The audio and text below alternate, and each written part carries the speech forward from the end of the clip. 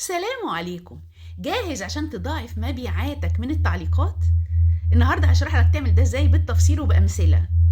وفي نفس الوقت النهارده ان شاء الله لقائي معاكم هيكون له يعني يجمع بين الإفادة والمرح، لاني ناوية اتكلم على موضوع تاني هو التعليقات الهبدية على السوشيال ميديا، والتعليقات الهبدية اللي توصلني انا شخصيا وازاي بتعامل معاها. فنبدأ بالجزء المفيد الأول وبعدين ناخد راحتنا في المرح بعد كده. وانا عامله لنفسي تحدي عشان ده يعني فيديو انا عاملاه على تيك توك وقدامي 10 دقايق انجز كل حاجه، فيلا بينا. ازاي تضاعف مبيعاتك من التعليقات؟ التعليقات من احسن الوسائل اللي تخلي البوست بتاعك او المحتوى ايا كان نوعه الريتش بتاعه يعلى. يعني كل ما الناس بتعلق وتتفاعل ناس اكتر بتشوف، وطبعا ده حاجه كلنا احنا عايزينها. فاول حاجه انت بتعملها عشان ده يحصل، انت بشكل مبادر في المحتوى بتاعك بتطلب من الناس تعلق. من احسن البوستات اللي الناس هتستجيب فيها ليك وتعلق لما تكون بتقدم لهم محتوى مجاني قيم مرتبط بالخدمه اللي انت بتقدمها او معلومه مفيده. فبتقول لهم لو حابب تحصل على المعلومه دي او المحتوى ده اكتب لي مهتم في التعليق. في ناس بقى ما بيعملوا كده، انا بشوف ناس بتعمل كده، بس لما الناس بتعلق بيروحوا عاملين كوبي وبيست للمحتوى في التعليق نفسه. طب ما انت كده ما استفدتش استفاده كامله من الريتش اللي بيجيلك من التعليقات، لان اللي هيجي يعلق بعد كده هيلاقيك فعلا اديت المعلومه للشخص خلاص. فاللي يخليه هو يتعب نفسه ويعلق، يقدر يعمل كوبي لتعليقك وخلاص. خدت بالك؟ يبقى خلي المحتوى بتاعك ده عزيز، ابعته في الخاص للي يقولك مهتم في التعليق. فانا بعمل انا اول ما حد يعني كان قريب انا في اعلان على مؤتمر وتسجيل مؤتمر مهم جدا له علاقه بحاجه انا مهتمه بيها ومشتركه فيها الحمد لله بقالي فتره طويله. فقلت الناس اللي عايز يعرف تفاصيل يبعت لي مهتم في التعليق. فبعت لي كلمه مهتم، بدخل انا عنده على الخاص الاول قبل ما ارد عليه، لان ساعات بعض الناس بيكونوا قافلين حساباتهم، فقبل ما اعلق بدخل يا اما الاقي حسابه مفتوح فببعت له المعلومه، وبعدين ارجع بعد كده اقول له تم ارسال معلومه على الخاص، عشان انا كمان لما اعلق بعلي الريتش، فانا بحرص دايما اني اعلق. طيب رحت لقيته قافل حسابه، برجع له اقول له حساب حضرتك مقفول، من فضلك ابعت لي على الخاص. على اليوتيوب مفيش طريقه ان نبعت للناس رسائل، فعلى اليوتيوب انا بديهم لينك حسابي على الفيسبوك في التعليق عشان يبعتوا لي رساله خاصه عليه. خدتوا بالكم؟ فحسب المنصه كمان بتراعي ايه اللي يناسب المنصه. طيب فبالطريقه دي كل الناس كتبوا مهتم وانا برد عليهم اني بعت على الخاص، فاي حد هيعلق بعد كده هيشوف البوست بعد كده وهمه الموضوع هو كمان هيعلق، فكل ما ناس اكتر تعلق كل ما يحصل كل ما الريتش يزيد. فده نوع من المحتوى اللي التعليقات فيه تعلي لك الريتش وبالتالي المشاهدات وبالتالي المبيعات لو انت بتبيع حاجه، ان انت بتقدم محتوى قيم مجاني للناس في الخاص من خلال ان هم يعلقوا. دي حاجه. تاني حاجه ان المحتوى نفسه اللي انت مقدمه يكون نقاشي، انت بتطرح موضوع للمناقشه، وبالتالي بتقول للناس علقوا قولوا لي رايكم في التعليق. هنا بقى الطريقه الصح جدا لما حد يعلق رد على تعليقه وانهي كلامك بسؤال عشان يفضل الحوار مستمر. اولا مهم جدا بترد على التعليقات في اسرع وقت ممكن عشان الناس تحس انك مهتم، دي حاجه اساسيه. تاني حاجه ان انت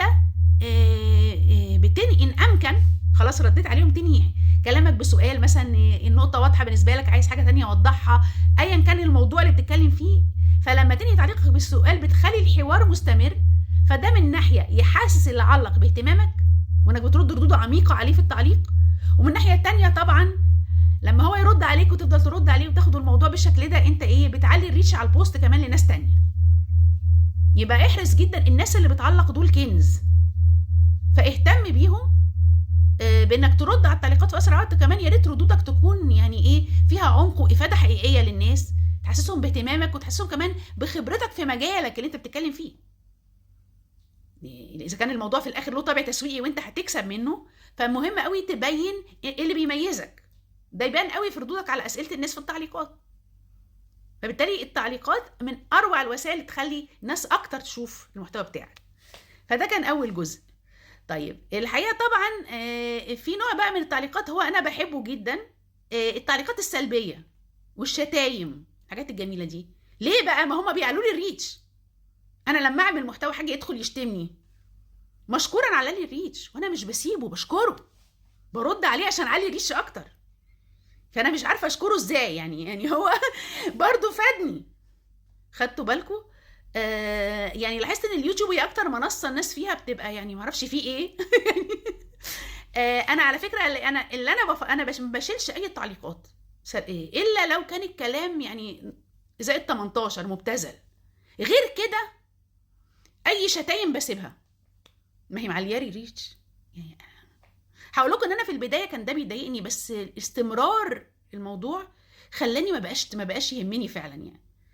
وكمان بقيت عارفه الفوائد اللي ما هم كده بيساعدوني يعني، بيخلوا الناس اكتر تشوف البوست او الفيديو يعني ايا كان المحتوى. فما بشيلش حاجه الا النوع ده بس.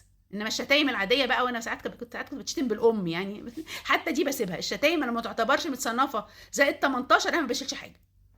وكمان برد وحسب مزاجي بقى يعني، ممكن ارد ايه بشكل فيه شيء من السخريه ساعات، وساعات برد بشياكه جدا، اقول لهم اشكرك على اهتمامك بالتعليق، وهو مهزقني في الكلام. متشكرين جدا يعني.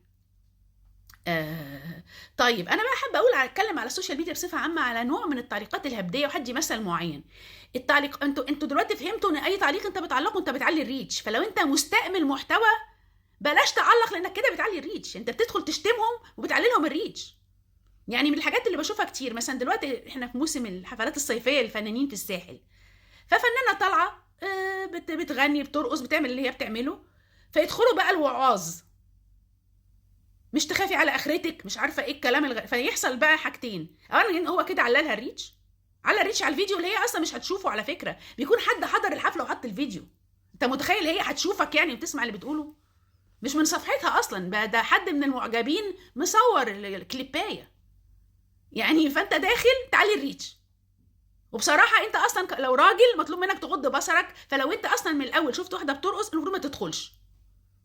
لو انت يعني بقى، ما انا بتكلم عن الناس اللي هم ايه داخلين يقولوا ده حرام. طب ما انت حرام ما تبص اصلا يعني. فانت كراجل يعني ما انت يعني ما تبصش اصلا على محتوى غير لائق.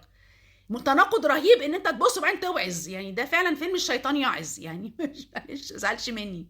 غير انك بقى بتعلي الريتش، فانت بتعمل ايه؟ وعايزين نعترف بحاجه يا جماعه. نفترض ان اي حد مش عاجبه ان في ممكن ايه مثلا السلوك، ان مثلا فنانه طلعت في الساحل بتغني وبترقص والكلام ده كله، بس في حقيقه ما نقدرش ننكرها، ان كونها بتعمل ده باستمراريه معناها ان السبب ده ان في ناس بتحب تشوفها. فالحقيقه المشكله مش فيها يعني. الفكره ان ده واقع، ان هي لما بتعمل ده في ناس بتروح ولا ما كانتش عملت. فانت لو حاسس ان في مشكله كون جزء من الحل. وعي الناس، نزل محتوى هادف، خلي الناس تفضل تروح لمحتواك عن ما تروح لحفله زي كده. دي الطريقه. انما مهاجمه الاخرين ما بتوصلش لحاجه خالص. وبيحصل كمان بشوف بقى خناقه في التعليقات، حد دخل يوعظ فالتراس الفنانه دي يردوا عليه ويتحموا يقولوا انت جاي تحكم على الناس. فيعني فانت بتعمل ايه بالظبط؟ واعرف انك كده بتزود المشاهدات. يعني اللي انت مش عاجبك انت كده بتزود المشاهدات عليه. متضايق من حاجه اعمل عكسها. لو في مشكله خليك جزء انت من الحل. والمساله كلها عرض وطلب يعني. زي ما كنت بقول قبل كده ان في ناس بتنزل محتوى مفيش عليه اي دليل والناس بتصدق. لو الناس بقى عندهم وعي هم هيبطلوا ينزلوا المحتوى ده. فاحنا ما نهاجمش صناع المحتوى ولا نهاجم الفنانين اللي عليهم طلب. احنا لو ده مضايقك خليك انت جزء من الحل. نزل انت بديل يكون راقي وجميل. خدت بالك؟ اسمعوا لي هدي اغنيه سريعه لان قربت خلاص الميعاد يخلص.